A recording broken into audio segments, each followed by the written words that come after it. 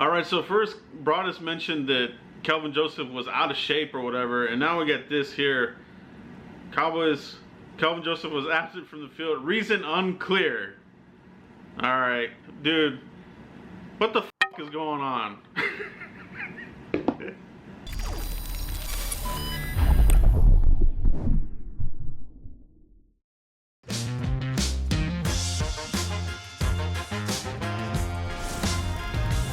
Hey, what's up, everybody? Today we're going to talk about the big news nuggets of the day for the OTAs this series. Camo time, baby.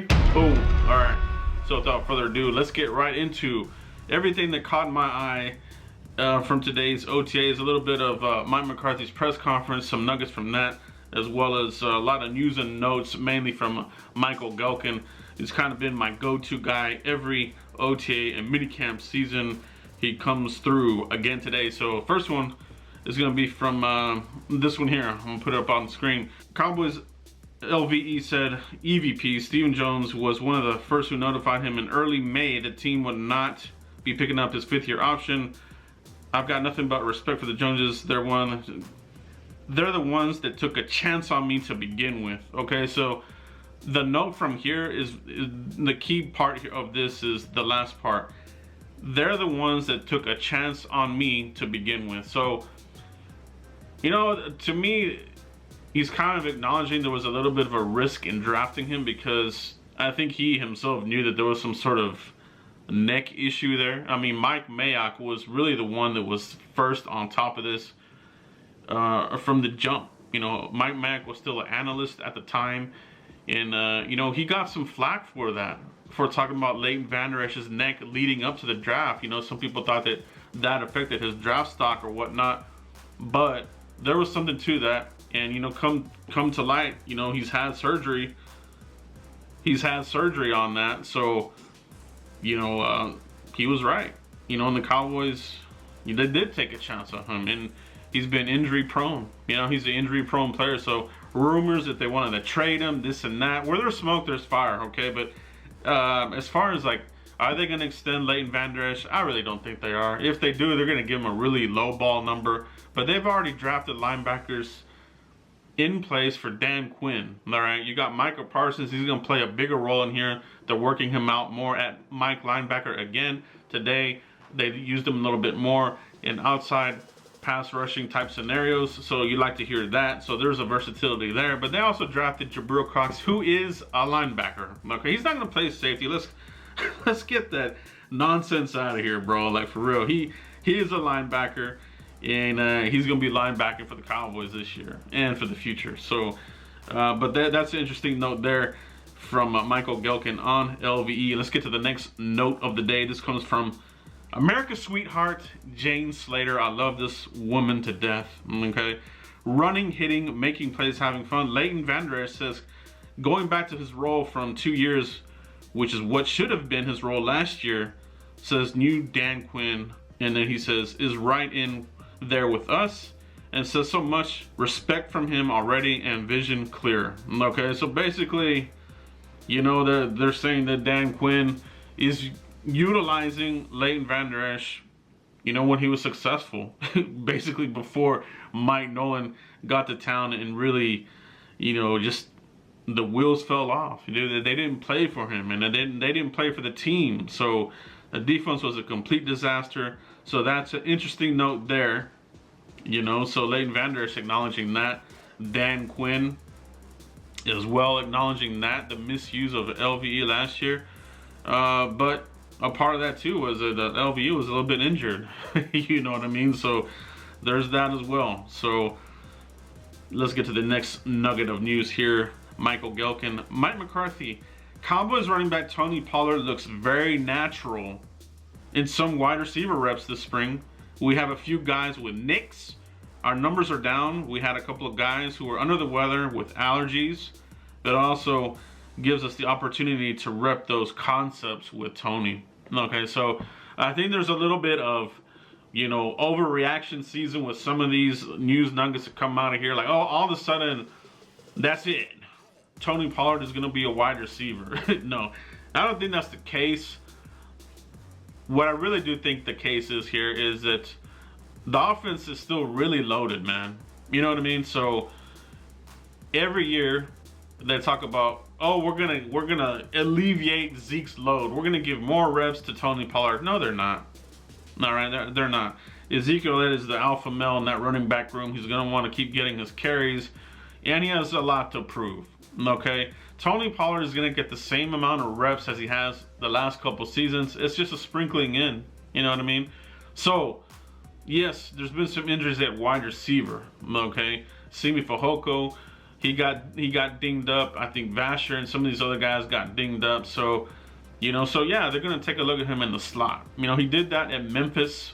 You know, shout out to my boy Foots the King. He was, when we were covering Tony Pollard in the draft, Foots was one of the ones that was really did a good dive on Tony Pollard and really, you know, laid it out as far as that he can do it all. So, you know, Tony Pollard did do wide receiving, you know, at Memphis. So, you know, they'll probably utilize that. They're going to have to find ways. They're going to have to get creative during the season to find reps for Tony Pollard. Okay? He'll have a few, you know, in the backfield, probably about the same as last year. This isn't going to be a 50-50 concept, a 60-40. This is still going to be an 80-20 type of deal, or 90-10. You know what I mean? Like, let's be real. Okay, yes, we would like to see more reps from Tony Pollard. Yes, we would like to see Kellen Moore and these guys utilize him in different sorts of ways. That's where they're going to have to get creative. But for my money, expect the same. Expect the same. Okay, so let me know what you guys think about Tony Pollard being utilized as a wide receiver. Do you think he'll get more reps at running back? Let me know in the comments what you guys think about that. Let's get to the next news item. This is an interesting one. Okay, Cowboys coach Mike McCarthy confirmed Ben McAdoo has been hired as a consultant. He's going to work primarily with the offensive and defensive coordinators, a virtual component to McAdoo's role. Okay, but he's attended off-season workout program and will attend the training camp. So this is very interesting. You know, they broke this news last week, but McCarthy elaborated more on it during the press conference earlier today. Okay, so what does this mean? It means that he's bringing in one of his trusted, you know, coaches. You know, he was part of that success there in Green Bay. You know, if you remember, Ben McAdoo, he did call plays there with McCarthy. I think when Philbin left to be the head coach for the Dolphins, I think that's when McAdoo took that spot there, if I remember correctly. But yeah, he did call plays. So for me, what I've been saying, this protects the Cowboys in the event that they have a successful season and Kellen Moore gets head coaching, you know, aspirations. You know, the Boise State job is full. That's been filled, but that won't stop him from interviewing at another collegiate program, possibly. You know, maybe one of these positions, jobs open up in the SEC or somewhere, you know what I mean? Or even at the NFL level. Somebody may want to say, hey, we like what he's been doing here. He's the next young gun. You know, the NFL has shown that they're you know, they're willing to take a risk on a young coordinator as a head coach. So in that event, the Cowboys would simply slide in Ben McAdoo into the offensive coordinating position and slam, bam, thank you, ma'am, you're good to go for 2022. Okay. Outside of that, I think it's a good hire. I think it's a good idea. They worked really well together. You know, really, really well. That's a good recipe for success. And I do like that move indeed. I really do. I think that's a good move there by McCarthy and the Cowboys. Let's get to the next news item of the day. This comes from Rob Phillips. Another practice, another interception for rookie cornerback Nashon Wright. Jumped the cornerback route by rookie wide receiver Cyrus Mitchell to pick off Garrett Gilbert. Okay, now why is this a highlight for me? Because of what we discussed right at the beginning of this video. Kelvin Joseph, what the hell, bro? Like, for what's going on? You want your second round cornerback who already had some question marks to be out there, bro. You want him to be out there in shape. So, like I said, Brian Broaddus had mentioned this in the rookie minicamp that he kind of looked a little bit out of shape. Okay, and now here we are, you know, another 2 weeks later, and now he's not even on the field. Okay, and Nashon Wright, is getting those reps. He's making those plays. He's making interceptions. So, let's not sleep on Nashon Wright. Okay, and I'll be the first to say I didn't know who he was when we drafted him. You don't know a lot of these players, but the more you study on him, and now you're seeing it in practice, you like to see this kind of stuff stack good reps. Okay, but it's not going overboard, because, just because they have a couple of highlight clips here and there, you're not going to anoint these guys. Okay, I'm not anointing Simi Fehoko. There's a lot of people out there on his nutsack like he's something. My Simi Fehoko is a 5th round wide receiver. Okay, so on that, let's see. You know what I mean? Let's see what I mean. The potential's there. Okay, but when you're talking about like your 3rd rounder guy, and when you're talking about the number 99 pick Nashon Wright getting more reps, and really he's made more plays. He's already. I mean, who was the 2nd round pick? Was it Joseph or was it Nashon Wright? Now it is early. Kelvin Joseph. Like they mentioned here, it's unclear why he wasn't out there. Okay, now is this another Lyle Collins situation where he's still out of shape and the Cowboys they're covering up like they always do, and that kind of thing? So we'll see here, man. We'll see. I mean, that's all you can do, right? But he's gonna. I do want to start to see Kelvin Joseph on the field. I want to see him making plays. All right, and it's got to happen quick. All right. So a little bit more on that. Looking at this tweet here. So yeah, Michael Gelkin. Cowboys, Kelvin Joseph was absent from the field, reason unclear, but the 2nd round pick could use all the reps he can. Had a 15-game college career between 2 schools, plenty of time still, but Anthony Brown is a favorite to start opposite Trayvon Diggs on September 9th versus the Bucs. Now, there's a lot to be made about this. There's a lot of people jumping on this tweet by Michael Gelkin. This is not a fact, all right? This is more of an opinion by Michael Gelkin. If this was a fact, he would probably quote a coach that said, Quinn has said that he is, the favorite. He didn't say that. This is an opinion, in my opinion, okay? So, but it does make sense because you have rookies here. Kelvin Joseph, what Brad said, a little bit out of shape. Now he's not out there again right now.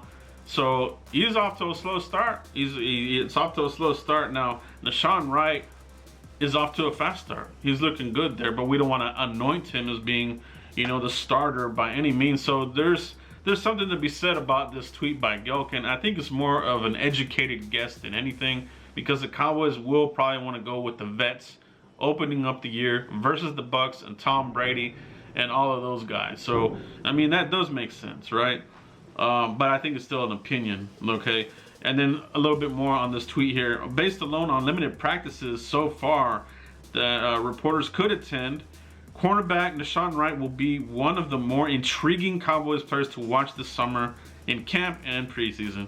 3rd round pick, regularly making plays on the ball. Interception today off Garrett Gilbert. All right, so to close it out, I think I still feel really good about our cornerback room. I do want to see Kelvin Joseph do what you got to do, man, to get on the field, man. We don't want this to be one of these things where, is he going to be in this week? Is he going to be out? Is he going to tweak a hamstring because he hasn't been playing? You know what I mean? So there's a lot of time still to go, but you do want to see more positive than negative, especially from your rookies. So right now, Nashon Wright, looking the part, man. Looking the part. And shout out to him. Shout out to him because, a lot of us didn't know who he was. But the more that you're learning about him and now that you're actually seeing him in action, you're starting to feel really, you're feeling a lot better about this selection. At least I do. I hope you guys do too. But yeah, a lot of interesting news from the camp today. Let me know what you guys think about everything that we spoke about today. Schultz, Tony Pollard, Kelvin Joseph, Nashon Wright, LVE, Dan Quinn. Let me know what you guys think. Continue to like, subscribe, and share. And I'll catch you for the next video, guys. Peace!